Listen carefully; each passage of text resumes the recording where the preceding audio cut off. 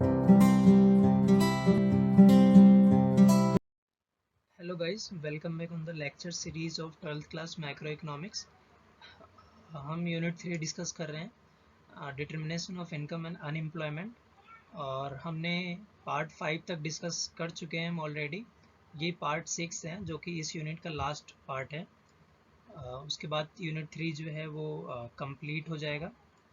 ठीक है, तो इस पार्ट में हम ये 4 टॉपिक्स मेनली डिस्कस करेंगे। पहला जो टॉपिक्स है वो है टाइप्स ऑफ अनएम्प्लॉयमेंट। ठीक है, इसमें हम डिफरेंट टाइप्स ऑफ अनएम्प्लॉयमेंट पढ़ेंगे। दूसरा है फुल एम्प्लॉयमेंट आउटपुट लेवल, यानी कि अभी हमने full employment output equilibrium level, last part में हमने शॉर्ट टर्म इक्विलिब्रियम लेवल की बात की थी, और हम लॉन्ग टर्म इक्विलिब्रियम की बात करेंगे, यानी कि फुल एम्प्लॉयमेंट। तीसरा है हम इसमें एक्सेस डिमांड, जिसे हम इन्फ्लेशनरी गैप, और डेफिशिएंट डिमांड जिसे हम डिफ्लेशनरी गैप भी कहते हैं, इसके बारे में हम डिस्कस करेंगे। और ये दोनों इकोनॉमी के लिए एक प्रॉब्लम क्रिएट करती हैं, तो इकोनॉमी कैसे इन्हें डील करती है, मेजर्स टू करेक्ट देम, भी हम लास्ट स्लाइड्स में डिस्कस करेंगे। ठीक है, तो आइए स्टार्ट करते हैं पहले पॉइंट से। अगर आपको कोई पॉइंट्स, अगर आपको सिर्फ इन्फ्लेशनरी गैप और डिफ्लेशनरी गैप देखना है तो आप इस वीडियो को स्किप करके डायरेक्ट थर्ड पॉइंट पर जा सकते हो। अगर आपको कोई भी एक स्पेसिफिक पॉइंट्स देखना है तो आप वीडियो को स्किप कर सकते हो, और अगर अच्छे से समझना है इन सभी पॉइंट्स को तो वीडियो को स्किप मत करना, लास्ट एंड तक देखना चाहिए। ठीक है, तो let's start with the first slide which is the types of unemployment. Okay, so types of unemployment में समझने से पहले अनएम्प्लॉयमेंट इसको हटा दें। सो अनएम्प्लॉयमेंट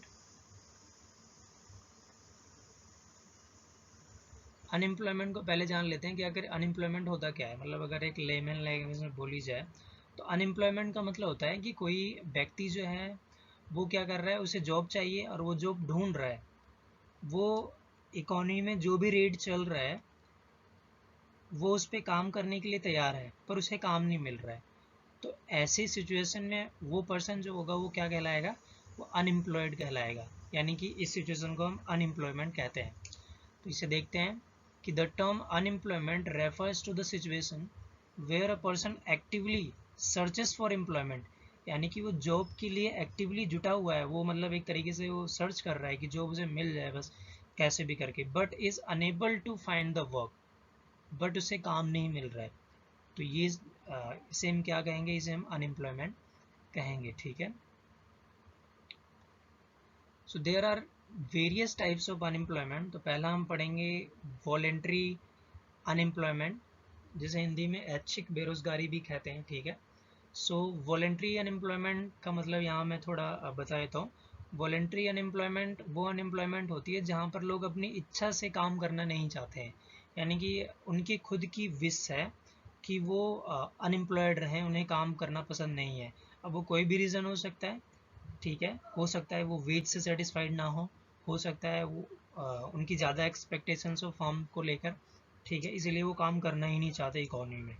ठीक है, तो अगर कोई अपनी इच्छा से बेरोज़गार रहता है तो उसे हम वॉलेंट्री अनएम्प्लॉयमेंट कहते हैं। ठीक है, तो आइए देखते हैं। It refers to the situation where the worker deliberately, यानी कि जानबूझकर, chooses not to work because of the low wages scale, या तो वेजेस कम है, सैलरी कम है, और not able to find out the suitable employment of the firm. ठीक है, या तो वो लो वेजेस कम है इसलिए वो काम करना नहीं चाहता, या तो उसके हिसाब से जो वो सुटेबल है उस जैसा काम नहीं मिल रहा मार्केट में। ठीक है, मान लेते हैं वो काम ढूंढ रहा है कोई, मतलब जिसमें कोई स्किल्स की ज़रूरत है और वो स्किल्स उसके पास है, पर वो ऐसी कोई वैकेंसीज ही है ही नहीं मार्केट में। ठीक है, तो ऐसी ऐसी सिचुएशन को वॉलेंट्री अनएम्प्लॉयमेंट कहते हैं। ठीक है, when the person decide not to participate in the labour market not because the inability of the jobs, यानी कि जॉब तो है मार्केट में but because of not finding the jobs of his or her choice, और is not satisfied with the wage system.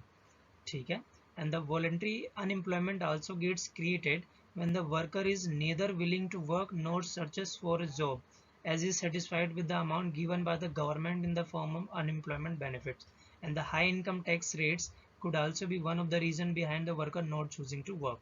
तो I hope आपको समझ में आया होगा, थोड़ा सा समझा देते हैं कि वॉलेंट्री अनएम्प्लॉयमेंट का मतलब क्या हुआ कि ऐसा कोई अनएम्प्लॉयमेंट जहाँ पर व्यक्ति जानबूझकर काम करना नहीं चाहता।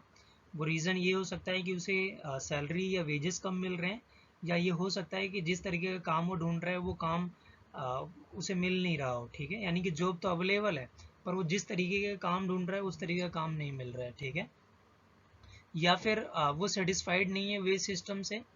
ठीक है, दूसरी बात ये है कि या फिर टैक्स रेट बहुत ज़्यादा है इकोनॉमी में, क्योंकि अगर टैक्स रेट ज़्यादा होता है तो लोग फिर डिस्करेज हो जाते हैं। मान लें आप 100 रुपये कमाया, गवर्नमेंट ने 70% टैक्स लगा दिया, तो आप इतनी बड़ी मेहनत से 8 9 10 12 15 घंटे आपने काम किया और फिर आपको 100 रुपये मिले और 100 में से 70 रुपये गवर्नमेंट लेके चली गई, तो आप क्या चाहोगे कि अब कमाना ही नहीं है मुझे, क्योंकि एक बड़ा पोर्शन तो गवर्नमेंट लेके जा रही है। तो ऐसी सिचुएशन में क्या होता है कि वो काम करना बंद कर सकता है। तो ये भी किस कैटेगरी में फॉल करेगा, वॉलेंट्री अनएम्प्लॉयमेंट में फॉल करेगा। ठीक है, तो आई होप आपको वॉलेंट्री अनएम्प्लॉयमेंट समझ में आ गया होगा। नेक्स्ट स्लाइड पे चलते हैं। नेक्स्ट स्लाइड है दूसरा जो अनएम्प्लॉयमेंट टाइप्स है वो है इनवॉलेंट्री अनएम्प्लॉयमेंट, अनैच्छिक बेरोजगारी। उसमें हमने इच्छा की वजह से, उसकी इच्छा थी कि वो काम ना करे, वेजेस कम थे या उसे ऐसा काम नहीं मिल रहा था जिसमें वो करने के लिए मतलब वो चाह रहा था। ठीक है, और ये है अनैच्छिक बेरोजगारी। तो इनवॉलेंट्री अनएम्प्लॉयमेंट का मतलब क्या होता है? Involuntary unemployment refers to the situation where the some people are not getting work even when they are willing to work at existing wage rate। यानी कि वो काम करना चाहते हैं और जिस रेट पर वो काम करना मतलब जो भी रेट चल रहा है मार्केट में वो उस रेट पर काम करना चाहते हैं और वो ढूंढ भी रहे हैं काम, पर उन्हें काम नहीं मिल रहा। ठीक है, तो इसका मतलब वो अपनी इच्छा से बेरोजगार नहीं है, उन्हें काम ही नहीं मिल रहा है एक्चुअल में। ठीक है, तो इनवॉलेंट्री।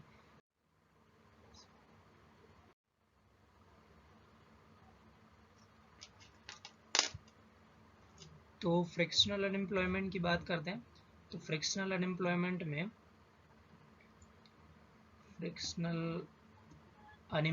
में क्या होता है?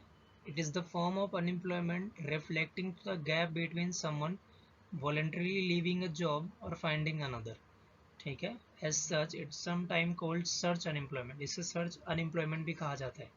तो it also includes gap in employment when the transferring from one job to another job. ठीक है, इसका मतलब ये हुआ कि लोग अनएम्प्लॉयमेंट यानी कि फ्रिक्शनल अनएम्प्लॉयमेंट किसी सिचुएशन कैसे क्रिएट होगी।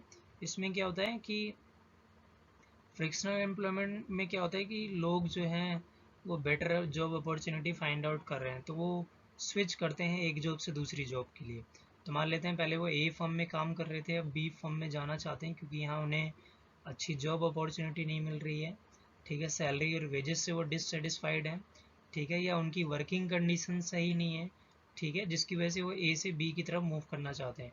तो अगर यहाँ पर मान लेते हैं वो आज छोड़ते हैं तो अगले दिन तो बी में उन्हें स्टार्टिंग में तो नौकरी मिल नहीं जाएगी, तो उन्हें कम से कम 10 दिन जो नोटिस पीरियड होता है वो देना पड़ता है। तो ऐसे सिचुएशन में जो ये एक टाइम पीरियड जो लगता है एक एम्प्लॉयमेंट से दूसरे एम्प्लॉयमेंट में, उसे हम फ्रिक्शनल अनएम्प्लॉयमेंट कहते हैं। ठीक है, और ये इसके रीज़न है कि बेटर जॉब अपॉर्चुनिटीज़ के लिए लोग स्विच करते हैं एक जॉब से दूसरी जॉब, सर्विसेज अच्छी लेने के लिए, salary and wages, dissatisfaction with the previous job, manager सही नहीं था उस कंपनी का इसलिए वो उस जॉब को छोड़ रहे हैं और दूसरी जॉब फाइंड आउट कर रहे हैं। And strikes by the trade unions, strike हो गई तो वो काम बंद है, जैसे अभी सहारा में हो रहा है। सहारा में लोग पैसा बंद कर दिए हैं जमा करना, जिसकी वजह से जो इनके एम्प्लॉयज़ हैं उनको पैसा नहीं मिल रहा है और फिर वो क्या कर रहे हैं, वो अब जॉब को छोड़ के जा रहे हैं। तो ये किसका पार्ट होगा? फ्रिक्शनल अनएम्प्लॉयमेंट का पार्ट होगा। या फिर कोई अगर आप ग्रेजुएट्स हों, ठीक है, और अभी आप नए नए ग्रेजुएट्स हुए हो और आपको जॉब, तो आप जॉब करना चाहते हो तो आपको टाइम लगेगा नौकरी फाइंड आउट करने के लिए, क्योंकि आपके पास इंफॉर्मेशन गैप है, आपके पास इंफॉर्मेशन नहीं है। तो ऐसी सिचुएशन में ये भी किस अनएम्प्लॉयमेंट के अंदर आएगा? फ्रिक्शनल अनएम्प्लॉयमेंट के अंदर आएगा। ठीक है, चौथा जो अनएम्प्लॉयमेंट टाइप है वो है स्ट्रक्चरल अनएम्प्लॉयमेंट। स्ट्रक्चरल अनएम्प्लॉयमेंट का it is a category of unemployment caused by the differences between the skills possessed by unemployed population and the jobs available in the market. So the structural unemployment is a long lasting condition that is caused by the fundamental changes in the economy.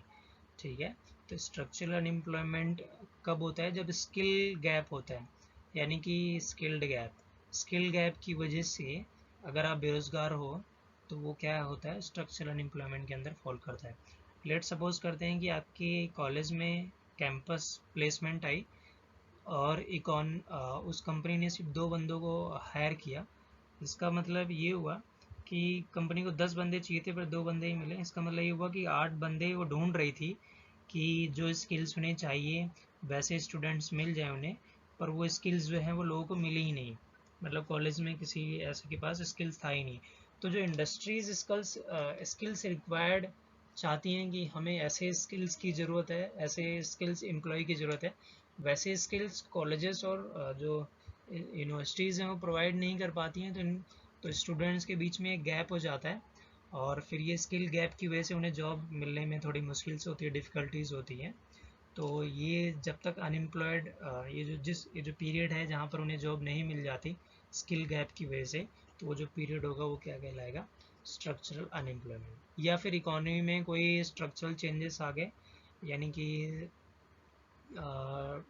Inflation आ गया या deflation आ गया, ठीक है, मंदी की situation आ गई, तो ऐसी सिचुएशन में या फिर इनोवेशन आ गया, अब सिर्फ कंप्यूटराइज सारी चीज़ें शिफ्ट हो रही हैं, तो जो पेपर वर्क का एक्सपीरियंस था, जो मतलब कस्टम तरीके से काम करना जानता था, अब अगर उसे कंप्यूटर पर बैठा दिया जाए तो उसे टाइम लगेगा।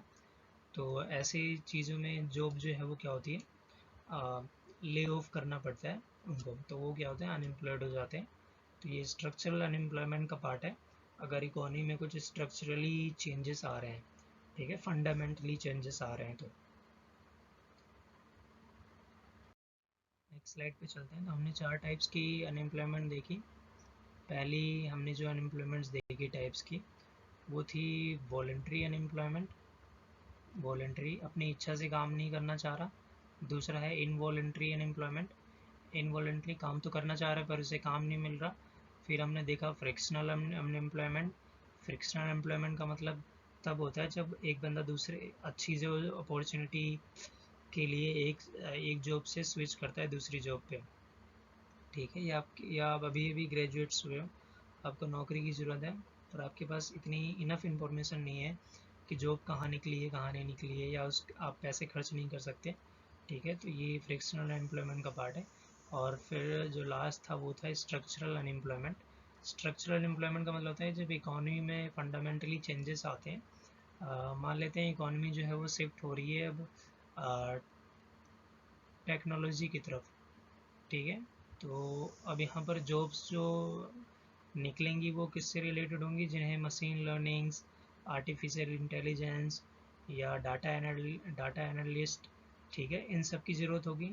तो अगर आप पहले एम्प्लॉयज़ हो और कंपनी जो है वो अब शिफ्ट हो रही है, टेक्नोलॉजी बेस्ड ओरिएंटेड फर्म बन रही है, तो इसका मतलब इन लोगों की ज़रूरत होगी। तो जो पुराने एम्प्लॉयज़ होंगे या तो उन्हें सीखने पड़ेंगे ये सारी चीज़ें या उन्हें जॉब छोड़ना पड़ेगा, ठीक है। तो ऐसी सिचुएशन में जो है, तो हमने 4 टाइप्स की अनएम्प्लॉयमेंट देख ली।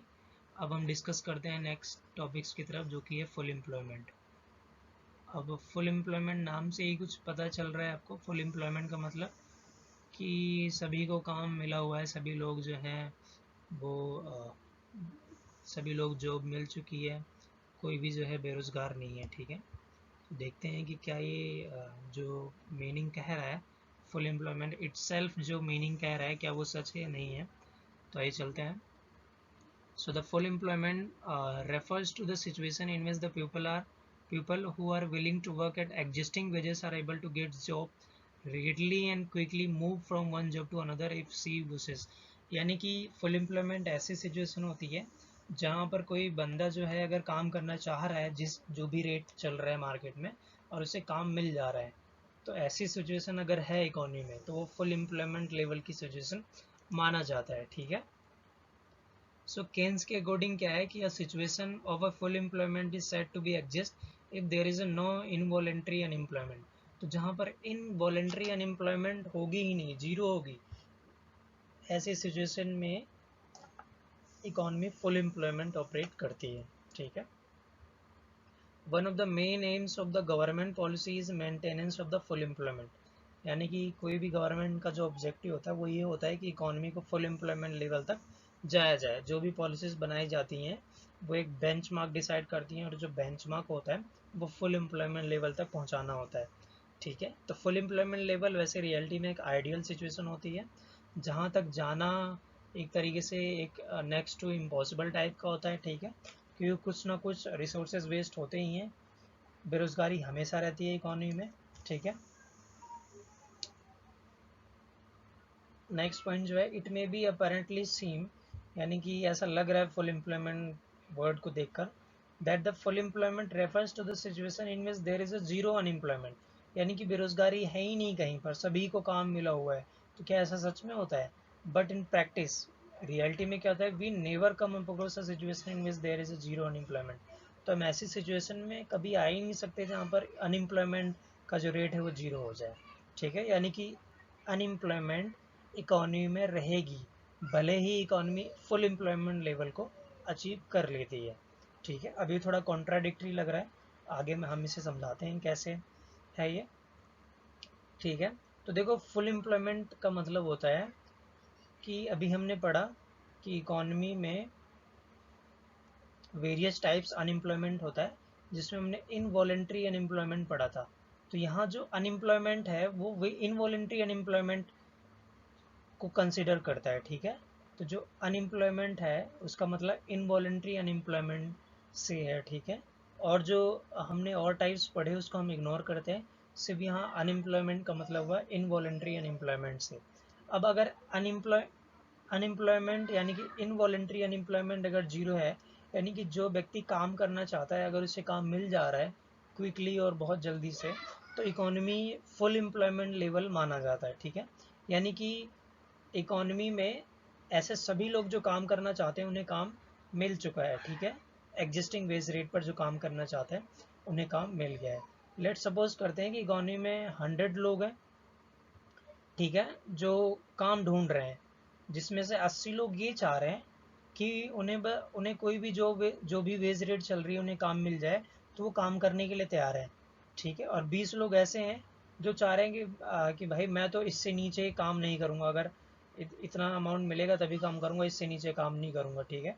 तो अगर 80 लोगों को काम मिल जाता है, यानी कि जो एग्जिस्टिंग रेट है, अगर वो उस रेट पर काम करना चाहते हैं और उन्हें काम मिल जाता है, यानी कि 80 लोगों को काम मिल जाता है, तो जो इकोनॉमी होगी हम ये मानेंगे कि इकोनॉमी फुल एम्प्लॉयमेंट लेवल पर ऑपरेट कर रही है, ठीक है।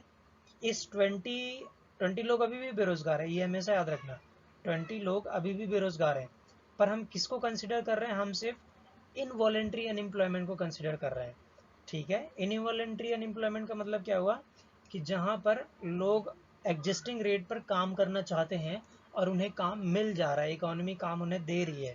तो अगर ऐसे सभी लोगों को काम मिल जा रहा है जो एग्जिस्टिंग रेट पर काम करना चाहते हैं, तो ऐसी सिचुएशन में इकोनॉमी जो है वो फुल एम्प्लॉयमेंट लेवल को अचीव कर लेती है, ठीक है। और ये 20 लोग अभी भी बेरोजगार हैं, क्यों? क्योंकि ये वॉलंटरी अनएम्प्लॉयमेंट है, ये चाहते ही नहीं है, वो एग्जिस्टिंग रेट है वो उस पर काम नहीं करना चाहते, उनका अलग रेट है कि ये जब तक ये रेट नहीं देगा मार्केट में, मान लेते हैं $1000 जब तक उन्हें पर मंथ नहीं मिलेगा तब तक वो काम नहीं करेंगे, तो ये इसको हम कंसिडर नहीं करते हैं, ठीक है। हम उन्हें कंसिडर करेंगे जो मार्केट में रेट चल रहा है, मान लेते हैं 800 मार्केट में रेट चल रहा है, $800 पर मंथ, और आप जॉब ढूंढ रहे हो और 800 पर काम करने के लिए तैयार हो और आपको काम मिल गया, तो इसका मतलब क्या है, आप full employment level situation economy operate कर रही है, ठीक है। सो तो फुल एम्प्लॉयमेंट लेवल का मतलब ये नहीं होता कि इकोनॉमी जीरो अनएम्प्लॉयमेंट लेवल पर है। मैंने भी बताया कि ये 20 लोग तो अभी भी बेरोजगार है ना, हाँ। तो फुल एम्प्लॉयमेंट लेवल का मतलब होता है कि लोग अभी भी बेरोजगार हैं, ठीक है, पर वो लोग हैं जो या तो स्ट्रक्चरल अनएम्प्लॉयमेंट है, यानी कि जो स्ट्रक्चरल अनएम्प्लॉयमेंट है या फ्रिक्शनल अनएम्प्लॉयमेंट है, या तो उनमें स्किल की गैप है या फिर वो जॉब स्विच कर रहे हैं एक जगह से दूसरी जगह पे, इसीलिए वो अनएम्प्लॉयमेंट है। तो अगर फुल एम्प्लॉयमेंट लेवल पर जो अनएम्प्लॉयमेंट होता है उसे हम नेचुरल रेट ऑफ अनएम्प्लॉयमेंट कहते हैं, ठीक है। तो ये हमेशा याद रखना कि फुल एम्प्लॉयमेंट लेवल ऐसी सिचुएशन होती है जहाँ पर जो लोग काम करना चाहते हैं एग्जिस्टिंग रेट पर उन्हें काम मिल जाता है, ठीक है। और फुल एम्प्लॉयमेंट लेवल पर भी लोग बेरोजगार होते हैं, और ऐसे बेरोजगार को हम क्या बोलते हैं, नेचुरल रेट ऑफ अनएम्प्लॉयमेंट, ये हमेशा एग्जिस्ट करती हैं, ठीक है। तो full employment is the situation where the economy operates at full capacity and full utilisation of the resources. Full employment का मतलब ये भी होता है कि इकोनॉमी जो है वो फुल कैपेसिटी से प्रोडक्शन कर रही है और जितने भी रिसोर्सेज हैं उनका फुली यूटिलाइज कर रही है। Therefore the production can't be increase beyond the full employment level of output. यानी कि मान लेते हैं इकोनॉमी में जो काम करना चाहते हैं उनको काम मिला हुआ है और सब मिलाकर सिर्फ 1000 यूनिट्स ही प्रोड्यूस कर सकते हैं, ठीक है। तो ये फुल प्रोडक्शन है, तो यानी कि economy full production full capacity से अगर प्रोड्यूस करेगी सिर्फ 1000 प्रोड्यूस किया जा सकता है, तो इसका मतलब इकोनॉमी उससे आगे प्रोड्यूस नहीं कर सकती, ठीक है। सो फुल एम्प्लॉयमेंट लेवल के आगे इकोनॉमी ऑपरेट नहीं कर सकती, ठीक है। तो आई होप आपको फुल एम्प्लॉयमेंट कॉन्सेप्ट समझ में आया होगा। दूसरा है equilibrium at full employment level. अब फुल एम्प्लॉयमेंट लेवल पर इक्विलिब्रियम कैसे होता है, तो लॉन्ग टर्म की बात कर रहे हैं, तो ये एजम्पशंस हैं, कुछ देख लेते हैं कि एग्रीगेट डिमांड और एग्रीगेट सप्लाई जो है प्लांट एग्रीगेट और प्लांट एग्रीगेट सप्लाई है, जो कि हमने शॉर्ट टर्म में देखा था। Economy is a long run period, हम लॉन्ग रन पीरियड की बात कर रहे हैं। और तीसरा है जो aggregate supply perfectly inelastic from a certain point, यानी कि एक पॉइंट ऐसा आता है कि इकोनॉमी में प्रोडक्शन करना जो है वो नेक्स्ट टू इम्पॉसिबल हो जाता है, क्योंकि economy full employment level achieve कर लेती है, ठीक है।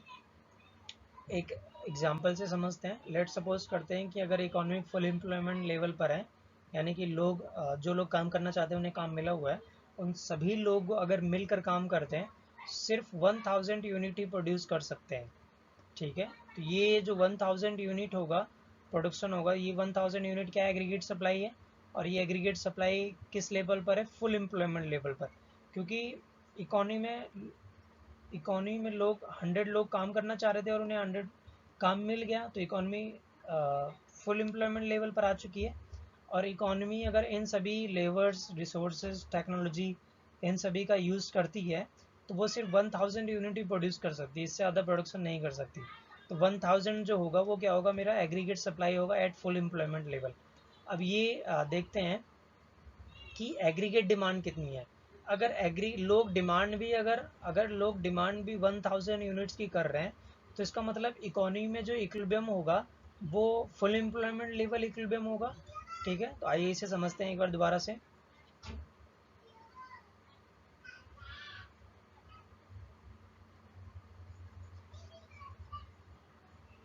कि लेट सपोज करते हैं कि एक इकोनॉमी जो है वो मैक्सिमम प्रोडक्शन कर सकती है, मैक्सिमम प्रोडक्शन कर सकती है फुल एम्प्लॉयमेंट आने के बाद, वो है 1000 यूनिट्स, यानी कि 1000 यूनिट्स की वो सप्लाई कर सकती है, ठीक है। अब मान लेते हैं कि एग्रीगेट डिमांड यानी कि लोग जो हैं वो 1000 यूनिट की ही डिमांड कर रहे हैं और एग्रीगेट सप्लाई भी हमारा 1000 है, तो इकोनॉमी क्या होगी, इक्विलिब्रियम होगी, क्योंकि एग्रीगेट सप्लाई और एग्रीगेट डिमांड आपस में बराबर है। तो ये जो इक्विलिब्रियम होगा इसे हम full employment equilibrium full employment full employment equilibrium output कहेंगे, ठीक है। फुल एम्प्लॉयमेंट इक्विलिब्रियम इनकम या आउटपुट जो भी बोल दो, ठीक है। पर लेट सपोज करते हैं कि हम प्रोडक्शन 1000 कर सकते हैं पर इकोनॉमी में सिर्फ 800 गुड्स की ज़रूरत है, तो इसका मतलब प्रोड्यूसर जो होगा वो 1000 कर सकता है मैक्सिमम, तो प्रोडक्शन 200 से कम हो जाएगा, क्योंकि लोग जो हैं क्योंकि डिमांड के अकॉर्डिंग ही प्रोडक्शन किया जाता है, तो मैक्सिमम प्रोडक्शन 1000 तक किया जा सकता है। पर अगर लोग 800 की डिमांड कर रहे हैं तो सप्लाई कितने की जाएगी, प्रोडक्शन कितने का किया जाएगा, 800 का ही किया जाएगा, ठीक है। तो ऐसी सिचुएशन में इकोनॉमी जो है वो 200 प्रोडक्शन कर सकती थी और पर नहीं कर पा रही है क्योंकि इकोनॉमी में डिमांड ही नहीं है। तो ऐसी सिचुएशन में इकोनॉमी अभी भी देखो इक्विलिब्रियम पॉइंट पर है क्योंकि एग्रीगेट डिमांड और एग्रीगेट सप्लाई बराबर है, तो पर फुल एम्प्लॉयमेंट लेवल पर नहीं है। तो ऐसी सिचुएशन यानी कि ऐसे इक्विलिब्रियम पॉइंट को क्या बोलते हैं हम, under full employment equilibrium level, under full employment equilibrium level, ठीक है। और ये भी हो सकता है कि इकॉनमी 1000 यूनिट प्रोड्यूस कर सकती है मैक्सिमम, पर लोग जो है वो 1100 यूनिट की डिमांड कर रहे हैं। तो ऐसी सिचुएशन में क्या प्रोडक्शन बढ़ाया जा सकता है? नहीं, प्रोडक्शन तो बढ़ाया नहीं जा सकता। प्रोडक्शन 1000 तक या 1000 से कम किया जा सकता है, पर 1000 से आगे नहीं बढ़ाया जा सकता, क्योंकि इकोनॉमी पहले से ही फुल कैपेसिटी से काम कर रही है। ठीक है, क्योंकि इकोनॉमी फुल एम्प्लॉयमेंट लेवल पर है।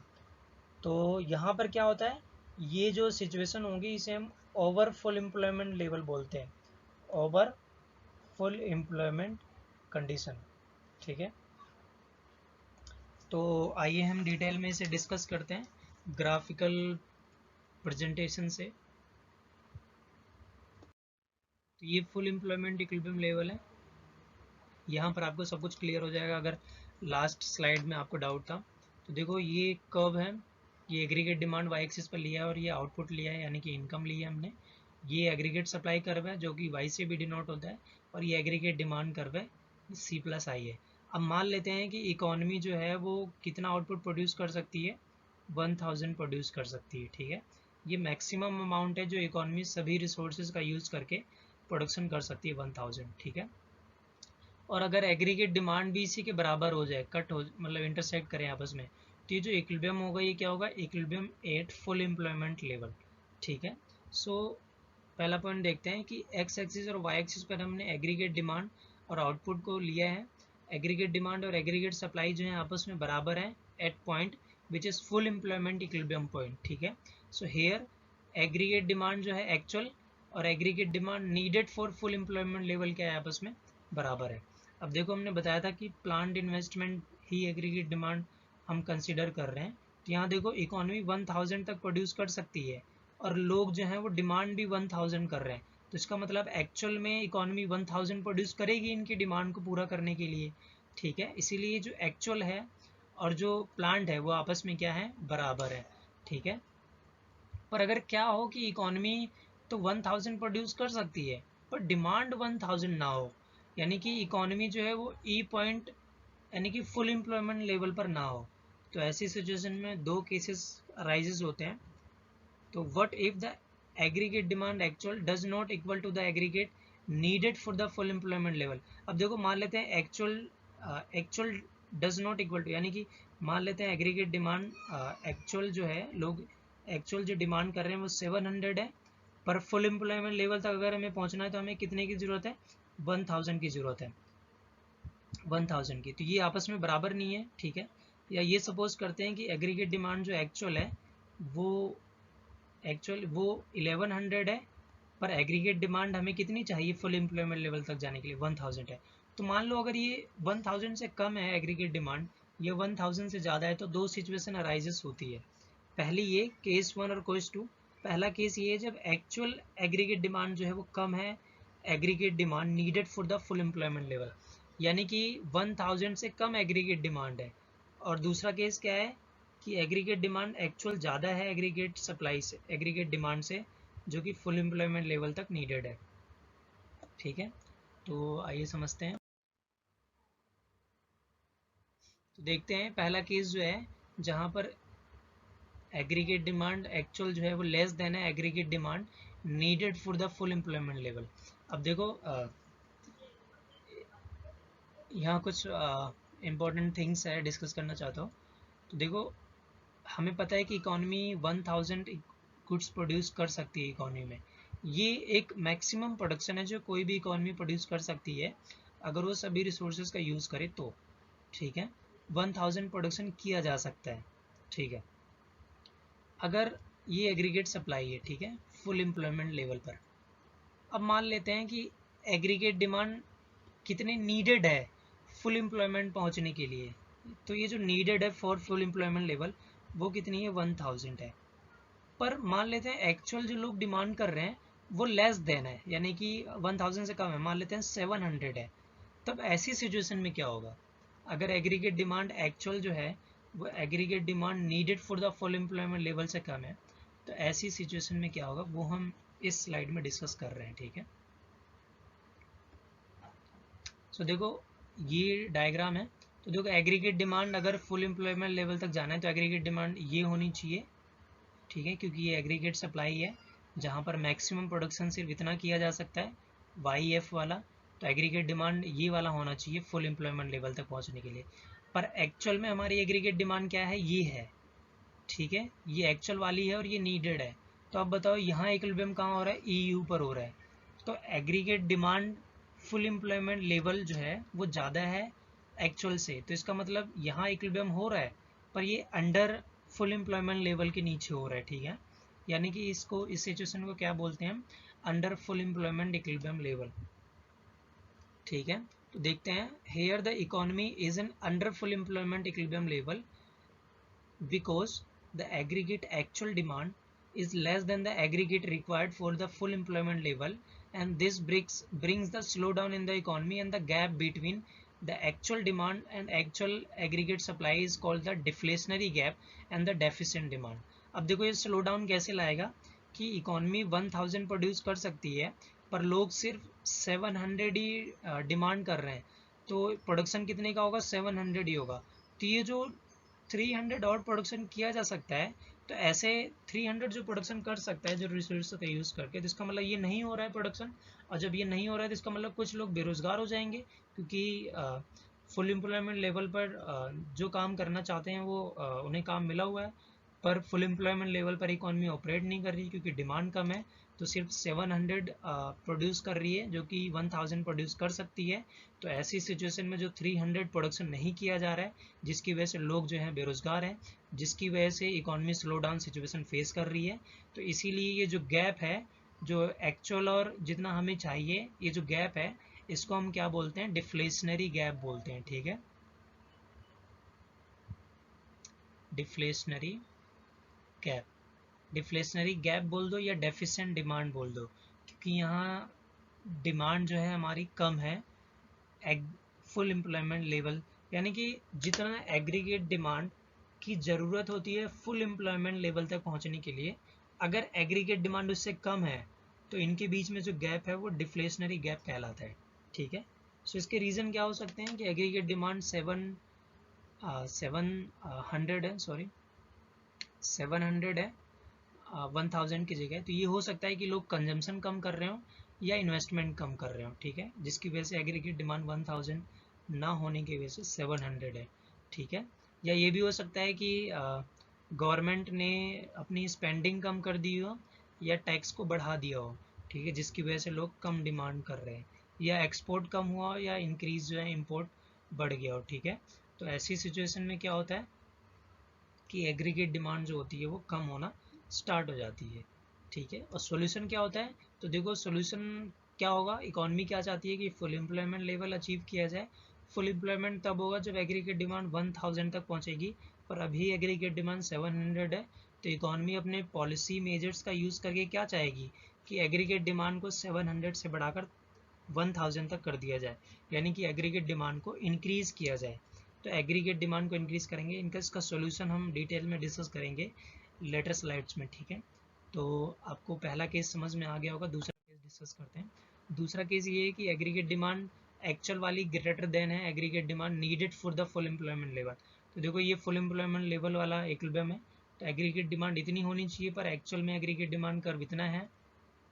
हमें पता है कि इससे ज़्यादा प्रोडक्शन बढ़ाया नहीं जा सकता 1000 से, तो ये एग्रीगेट डिमांड ज़्यादा है। तो एग्रीगेट डिमांड जब ज़्यादा होती है एग्रीगेट सप्लाई से फुल एम्प्लॉयमेंट लेवल पर, तब क्या होता है, तब इकोनॉमी में प्राइसेस बढ़ना शुरू कर देते हैं, क्योंकि प्रोडक्शन बढ़ाया नहीं जा सकता तो प्राइसेस पे प्रेशर आएगा, प्राइसेस बढ़ते जाएगा। तो ये इन्फ्लेशन को क्रिएट करता है, ठीक है। So here the economy is at over full employment equilibrium level. तो इसको क्या बोलेंगे हम, over full employment equilibrium level पर है, where the actual aggregate demand is greater than the required aggregate demand for the full employment level. If the aggregate demand is greater than the aggregate demand at full employment, then it increases the price of goods because the production can't be increased beyond the level of full employment level, as economy is already producing the with full capacity, and this gap between actual वाला और जितने की ज़रूरत है, तो जितने की ज़रूरत है ये फुल एम्प्लॉयमेंट वाला है और एक्चुअल में ये है, तो इनके बीच में जो गैप है इसको हम क्या बोलते हैं, इन्फ्लेशनरी गैप, क्योंकि ये इन्फ्लेशन को क्रिएट कर रहा है। इन्फ्लेशनरी गैप बोल दो या फिर इसे एक्सेस डिमांड बोल दो, ठीक है, क्योंकि यहाँ डिमांड क्या है, ज़्यादा है। So this gap between this gap between the aggregate demand actual और aggregate demand at full employment is called the inflationary gap और excess demand। अब क्या रीज़न हो सकते हैं कि aggregate demand ज़्यादा है, तो हमें पता है कि aggregate demand जो है वो C plus I plus G plus X minus M है। तो अगर C बढ़ रहा है तो एग्रीगेट डिमांड बढ़ेगा, इन्वेस्टमेंट बढ़ रही है एग्रीगेट डिमांड बढ़ेगा, G गवर्नमेंट स्पेंडिंग बढ़ रही है तो एग्रीगेट डिमांड बढ़ेगा, एक्सपोर्ट अगर बढ़ेगा तो एग्रीगेट डिमांड बढ़ेगा, और ये माइनस M है तो यानी कि माइनस अगर इंपोर्ट कम होगा तो एग्रीगेट डिमांड बढ़ेगा। तो इन सभी रीज़नों की वजह से एग्रीगेट डिमांड का बढ़ सकता है, ठीक है, ये इनके रीज़न है। तो सोल्यूशन क्या हो सकता है, तो देखो हमें चाहिए कि एग्रीगेट डिमांड जो है वो 1000 तक आ जाए, क्योंकि ये फुल एम्प्लॉयमेंट लेवल है, आइडल सिचुएशन होती है, ठीक है। पर एक्चुअल में एग्रीगेट डिमांड कहाँ पहुँची हुई है, 1000 से ज़्यादा। तो 1000 लेट सपोज करते हैं कि 1100 एग्रीगेट डिमांड है, तो इकॉनमी क्या चाहेगी, पॉलिसी का यूज़ करेगी, इकॉनमी चाहेगी कि वो 1100 से कम होकर 1000 पर आ जाए, ठीक है। तो इकॉनमी अपने टूल्स का यूज़ करके क्या चाहेगी कि एग्रीगेट डिमांड को कम कर दिया जाए और फुल एम्प्लॉयमेंट लेवल तक पहुंचाया जाए, ठीक है। तो आगे हम डिस्कस करेंगे कि ये कैसे पॉलिसी यूज़ करके करती है, ठीक है। तो ये दो कोर्सेज आई होप आपको क्लियर हुए। अब हम डिस्कस करते हैं पॉलिसी मेजर्स, ठीक है, policy measures to correct the economy. तो हम पहले डिस्कस करते हैं इन्फ्लेशनरी गैप यानी कि एक्सेस डिमांड। तो हमने देखा था कि एक्सेस डिमांड कैसे होता है। तो देखो इकॉनमी में ये एग्रीगेट डिमांड है और ये एग्रीगेट सप्लाई है, एग्रीगेट डिमांड। तो लेट सपोज करते हैं कि ये जो इकॉनमी है ये फुल एम्प्लॉयमेंट वाला इक्विलिब्रियम है, यानी कि इतना एग्रीगेट डिमांड होना चाहिए, यानी कि इतना इनकम आउटपुट होना चाहिए। पर लेट सपोज करते हैं कि हमारा एग्रीगेट डिमांड कर्व जो है वो एक्चुअल में जितना होना चाहिए उससे ऊपर है। तो इसका मतलब इनके बीच में जो गैप होगा वो क्या क्रिएट करेगा, इन्फ्लेशन को बढ़ाएगा, ठीक है। तो ये इन्फ्लेशनरी गैप है। तो सोल्यूशन क्या होना चाहिए कि जो एग्रीगेट डिमांड कर्व ज़्यादा है एक्चुअल वाले से, उसे कम कर दिया जाए, नीचे की तरफ इसे शिफ्ट कर दिया जाए।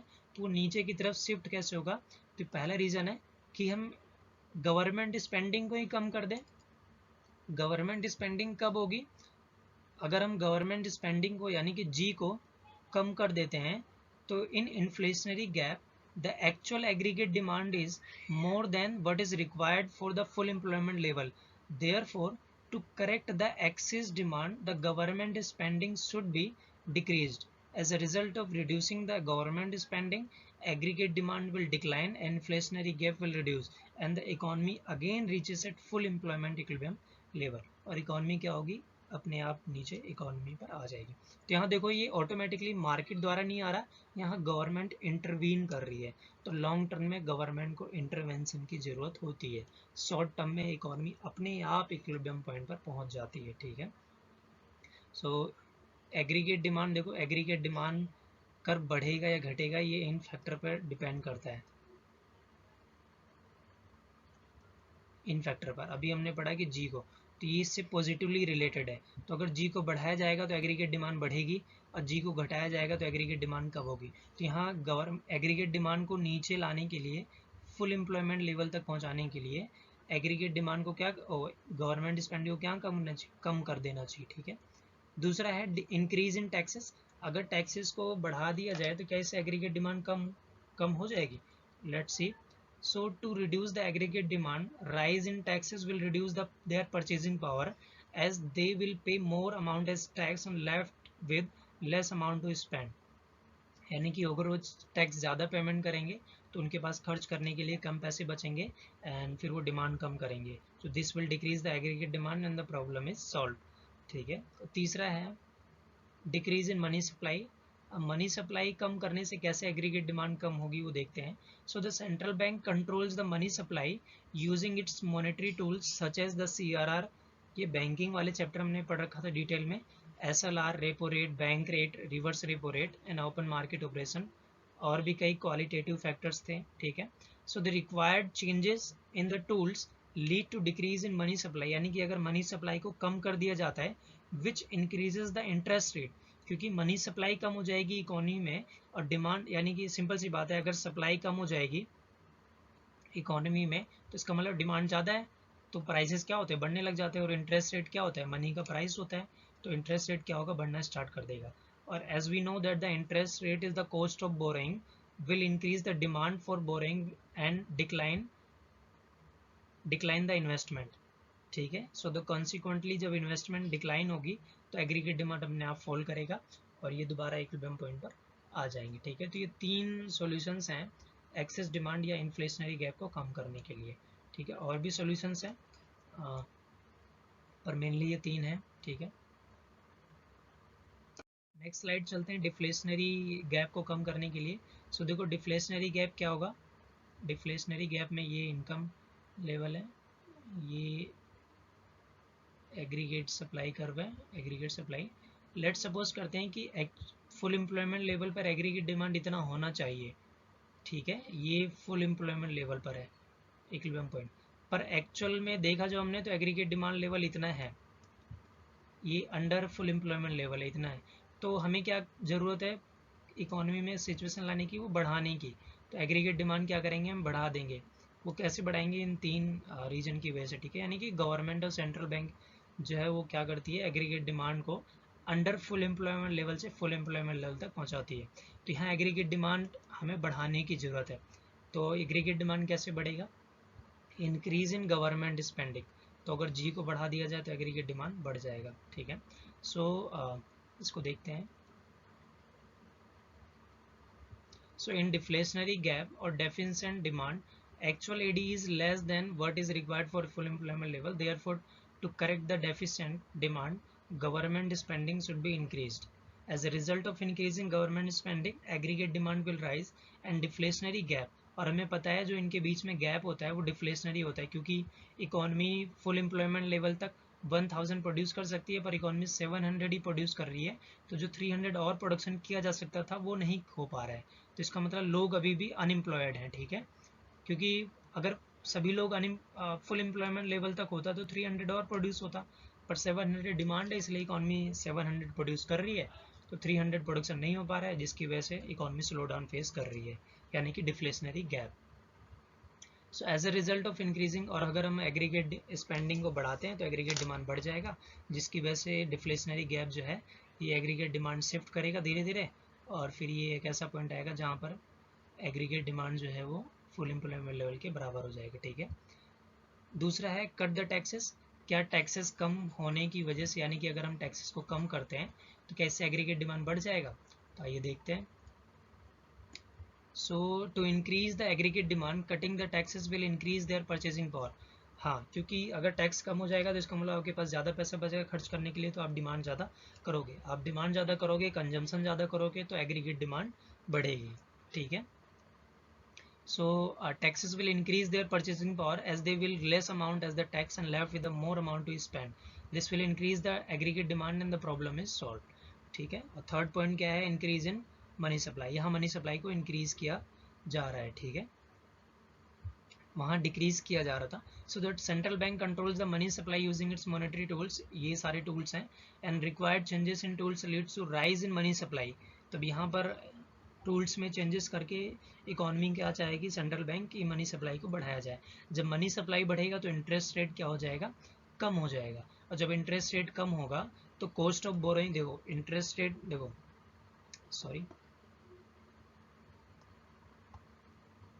देखो अगर मनी सप्लाई बढ़ा दी जाती है तो इंटरेस्ट रेट जो होगा कम होगा। इंटरेस्ट रेट क्या होता है, प्राइस होता है, कॉस्ट ऑफ बोरोइंग होती है। तो कॉस्ट ऑफ बोरोइंग जो होगी फंड्स की वो क्या होगी, कम हो जाएगी। और जब सस्ते में लोन मिल रहा है तो आप क्या करोगे, लोन ज़्यादा लोगे, तो इसका मतलब डिमांड फॉर लोन जो है वो क्या हो जाएगी, बढ़ जाएगी। लोगों के पास जब डिमांड फॉर लोन, लोग ज़्यादा डिमांड करने लग जाएंगे तो उनके पास ज़्यादा पैसा आएगा, फिर वो कंज्यूम ज़्यादा करेंगे, इन्वेस्टमेंट ज़्यादा करेंगे, जिसकी वजह से एग्रीगेट डिमांड भी क्या होगा, ज़्यादा हो जाएगा, ठीक है। सो ये 3 की वजह से एग्रीगेट डिमांड जो है वो ऊपर की तरफ शिफ्ट होगा, ठीक है। सो डिफ्लेशनरी गैप ऐसे क्रिएट होता है, ठीक है। तो आई होप आपको ये कॉन्सेप्ट समझ में आया होगा। ये यूनिट यहीं पर ख़त्म होती है। अगर आपको कोई डाउट है तो कमेंट बॉक्स में आप कमेंट कर सकते हैं, मैं इंस्टेंट रिप्लाई देने की कोशिश करूँगा, ठीक है। So thank you.